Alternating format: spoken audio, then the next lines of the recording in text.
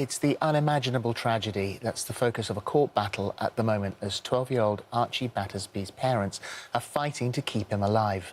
Just over a month ago, Archie was found unconscious at the top of the stairs after allegedly trying to complete an online blackout challenge where participants cut off the oxygen supply to their brain. Well, despite doctors declaring that Archie is likely brain stem dead, his mum, Hollie, still believes there is hope. And she joins us now alongside Archie's auntie, Ella. And good morning to both of you. Morning. Thank you for coming in today. I am so sorry you are going through this. Every parent's worst nightmare. What sort of boy is he? What's he like? He's a very energetic boy, very happy, very positive. Just really uplifting to have around, very high-spirited. Oh, he really tells a good story. Yeah. Very believable stories. So up until this moment, 8 weeks ago, life was good. He's got his older siblings who he absolutely idolises. He just did his first MMA fight. He's a fighter through and through, and that's going to be really important to this story. Just explain then what happened on that day, if you're OK to do so. Yeah, so we had been out when I had something to eat. Then we popped into Tesco's, come home, we was going to the pictures. I needed to charge my phone, so we've come in, done a bit sort of potting around downstairs, then said I'm going to go upstairs, charge my phone and just put a few things away, Arch. He's followed me upstairs, like he does, follows me everywhere. Followed me upstairs, come into my bedroom with, the swimming bags for school. He said, Mum, I've got you some sweets. And I just laughed. I went, no, you haven't, you've got the rabbit in the bag, Arch. And with that, the rabbit poked his head out the top of the bag and we both just started laughing. Silly. Yeah, like he does. I just know him so well, I knew the rabbit was in the bag. And then I've told him to take the rabbit downstairs, which he did. He was a bit quiet, but that's not really unnormal for Archie. A couple of phone calls, two phone calls had taken place, a couple of text messages, and then so he come in, like, to my room. So when I'd made the first phone calls, he'd come into my room on the last phone call, and then I put the phone down. That's when we had the conversation about the rabbit. He's then left, gone a bit quiet. I've pottered around, come out the bedroom, called him. His bedroom's directly opposite mine.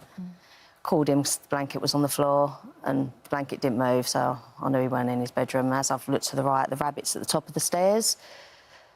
And then I've seen Archie the other side of the banister.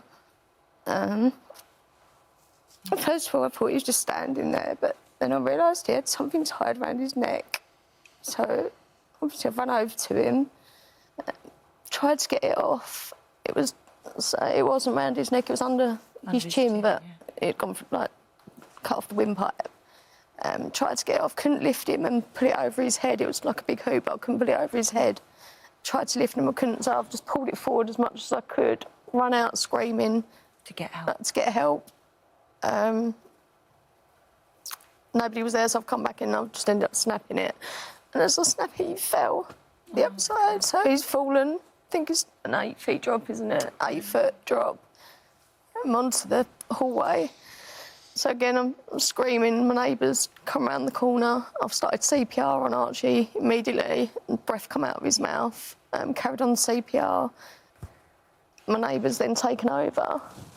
And then called the ambulance. And so, was there any hint that he'd been on TikTok? Had he talked about this craze?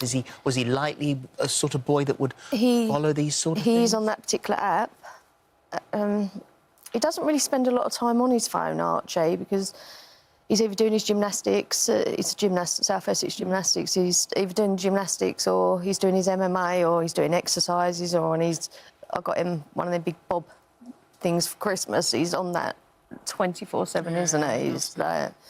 He's become a new feature of the house, this Bob. But he's a bit of a daredevil. So he's a daredevil. He's constantly pushing himself to try new things. And you saw this challenge afterwards, and you're trying to find a reason, trying to find what on earth happened. Well, to be honest, first of all, that didn't actually come into my mind. I just thought that it was an accident. He's been mucking about, maybe it was holding the rabbit and his foot slipped because there's this black scuff mark going down the banister. So I still can't rule that out, but it has been highlighted, and the police are looking into his phone.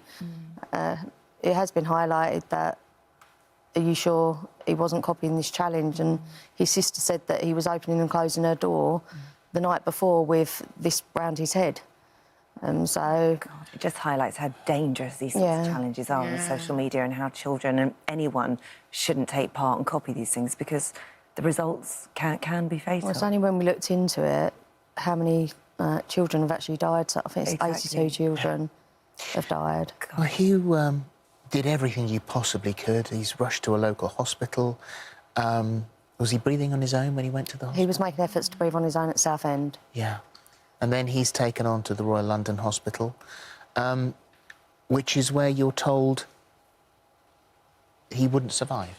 Yeah, well, he probably won't survive within about 10 minutes of being there, which obviously I found a bit odd that Southend had sent him to... I couldn't really get my head around that. Yeah. Was he then put on life support? He was on life, so they had...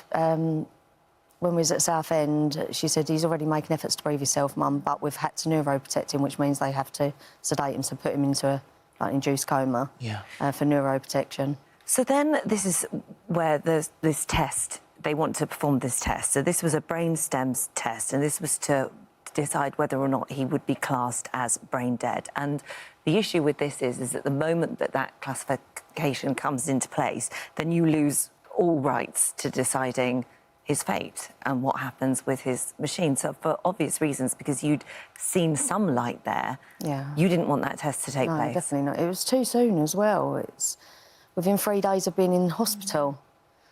You know, we went there thinking that there was 2 procedures, wasn't there? Yeah, Southend had discussed the possibility of doing like a decompressive craniotomy, and that procedure was discussed with Great Ormond Street, and they said just to wait and see how the brain reacts over the next 72 hours. And then before we knew it, we were being told that he was brain dead, and that they just had to do these tests as a legal formality to be able to certify brain death. And then we'd have sort of 24 hours to get the family up to say goodbye, and then a conversation about organ donation would take place. And it was only after some research that I saw that they can sign a death certificate after this brainstem test, and we'd lose all right to demand any care. So I said, we've got to refuse it. So you then end up in court? Yeah, they had us in court within 2 weeks. Did you have legal representation? Monday, coming, will be our 9th court appearance. He's been in hospital for 8 weeks. And so this is for a stranger to decide the fate of your son, who has been under your care completely up until this point. And almost harder than that, I would think, for you, sitting by your son's bedside is the most important thing in the world, because you don't know how much time you've got left. So every single minute is precious, and I'm having to go, obviously, to court and sit there all day. I'm not getting back to the hospital some days till 7:30 at night. Oh, that's terrible. You, as you say, you obviously want to spend as much time as you can with him. You were in court again yesterday. The decision hasn't yet been made, so you're still waiting for that. That's hanging over you. It all seems so, at your worst possible time, so horribly brutal. Are there signs of hope for you? The medical experts have said there's no hope here. What hope have you got as his mum? That's not entirely true. There's a medical expert he's got like a 37-page CV of just pure excellence, and he totally disagrees with what the Royal London are saying.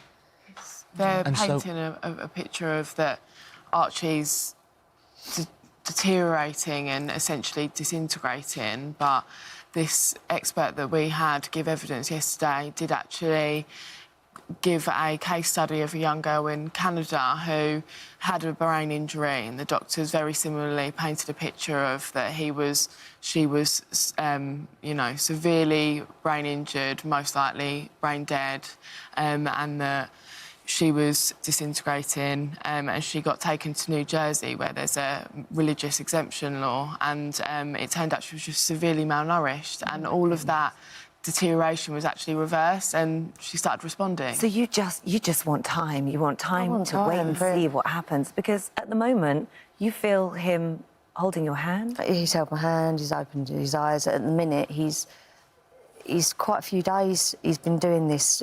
I looked like somebody said that it could be neurostorming, so things started to change on his SATs, and then correct after sort of like minutes.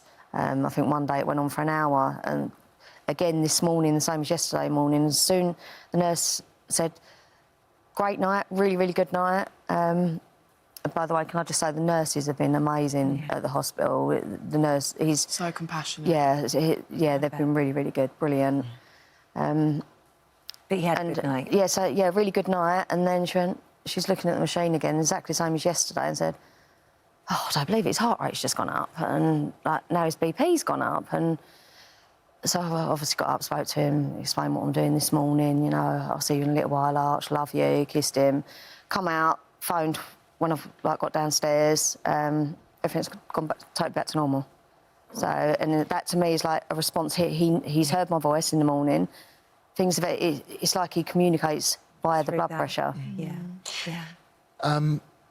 You have to have every possible hope you can. Definitely, because I just think if I don't explore every avenue, and if I don't fight for his life, and then later on we realise, well, actually, we didn't look into that. Yeah, we've missed something. Yeah.